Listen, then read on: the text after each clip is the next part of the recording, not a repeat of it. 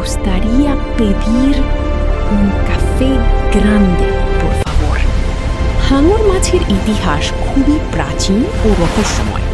Shark পৃথিবীতে প্রায় 400 থেকে 450 মিলিয়ন বছর আগে প্রথম আবির্ভূত হয়, অর্থাৎ তারা ডাইনোসরেরও অনেক আগে সমুদ্রে বাস করত।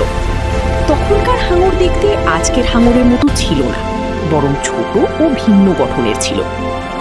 সময়ের সাথে সাথে হাঙর বিভিন্ন রূপে বিবর্তিত হয়েছে।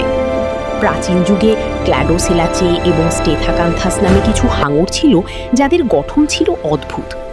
পরে আসে ভয়ঙ্কর মেগালোডন, যা পৃথিবীর ইতিহাসে সবচেয়ে বড় শিকারী হাঙরগুলোর একটি। এটি প্রায় 50 থেকে 60 ফুট লম্বা হতে পারত এবং বড় তিমিও শিকার করত। বর্তমানে পৃথিবীতে 500টির বেশি প্রজাতির হাঙর রয়েছে, কিছু ছোট, কিছু বিশাল। হাঙরের দাঁত খুব ধারালো এবং সারা জীবন নতুন দাঁত গজায়। তাদের ঘ্রাণ শক্তি অনেক তীব্র, তাই দূর থেকে শিকার টের পায়।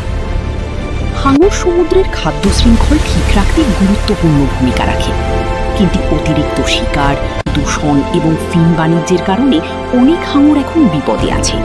তাই হাঙর সংরক্ষণ করা খুবই জরুরি।